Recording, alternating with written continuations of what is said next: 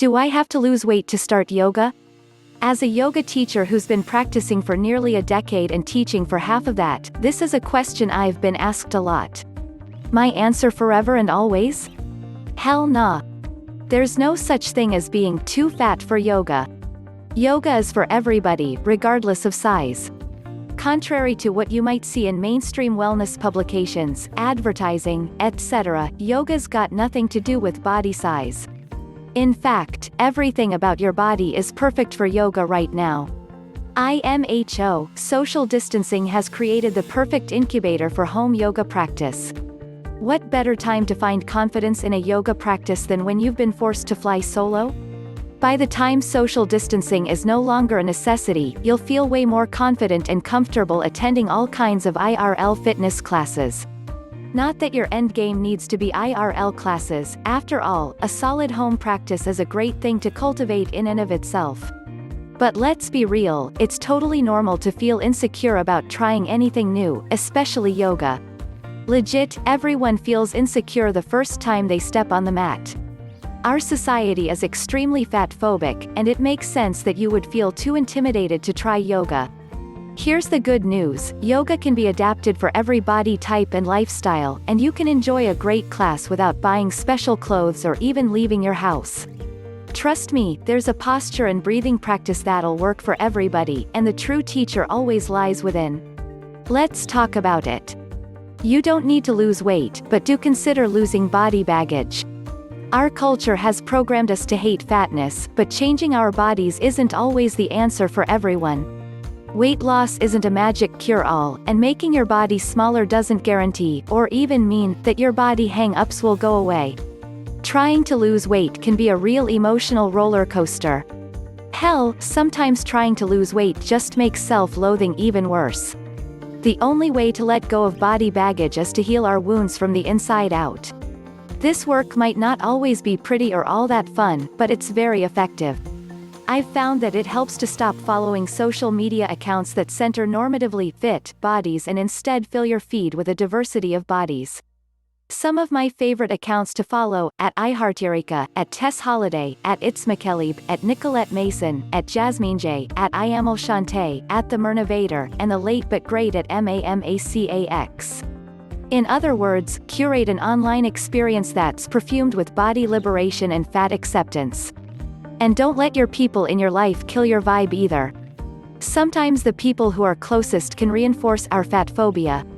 Or maybe they're fine but not necessarily part of your journey to lose the body baggage. Why not work on your relationship to yourself instead? One of my favorite ways to strengthen my love and respect for myself is to take myself on solo self-love dates. If you can take a walk or hike safely right now, spend some time outside. Turn your bedroom into a spa and give yourself a mani-pedi, or pretend to be a tourist in your own town and take yourself on walking tours of places you might otherwise not visit. Show yourself the love you crave from others and you'll feel better over time. Personally, I think your first solo self-love date should be to a yoga class, and there are plenty to do online. Start from where you are, and with what you have right now. If you don't have a yoga mat, don't worry about it. You don't need to buy special clothes, just find something that you can comfortably move around in, and if you're at home, don't be afraid to practice naked. Online classes, whether live or pre-recorded, are a great way to anchor your home practice. If it's too hard for you to follow along with the rest of the class, don't sweat it. Trust me, it happens to all of us sooner or later. Just watch the teacher and focus on breathing and meditating. Sometimes we have to watch before our body can find its way into the postures. Feel free to modify all yoga postures, all the time, even if your instructor hasn't said anything about modifying and you're kinda not even sure if what you're doing is technically yoga. Trust me, it's yoga. Everything is yoga.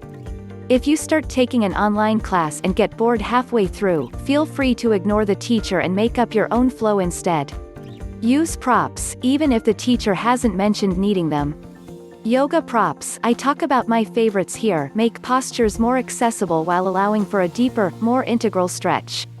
In postures like triangle pose and high lunge, I love to slide blocks under my hands, and I love to throw a blanket under my knees in postures like cat pose and cow pose.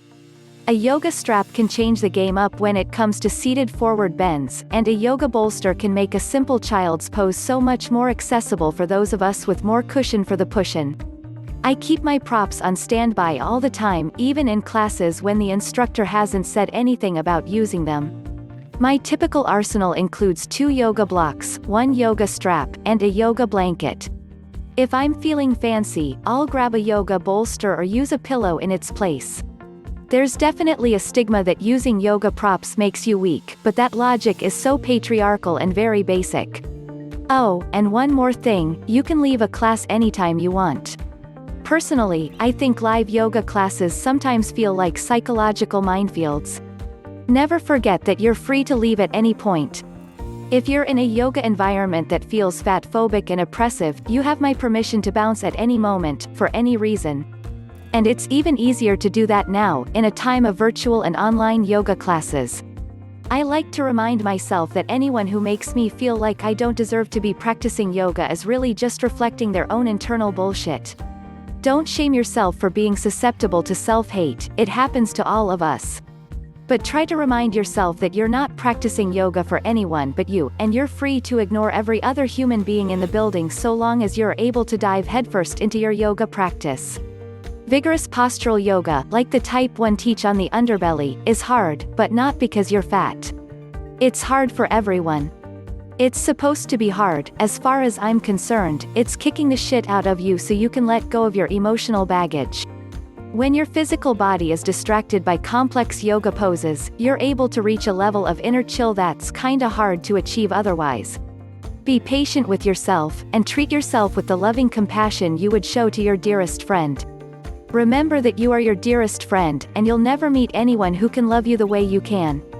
As long as you show up to your yoga practice with a willingness to step outside of your comfort zone and find a smile inside, you've already got everything you need.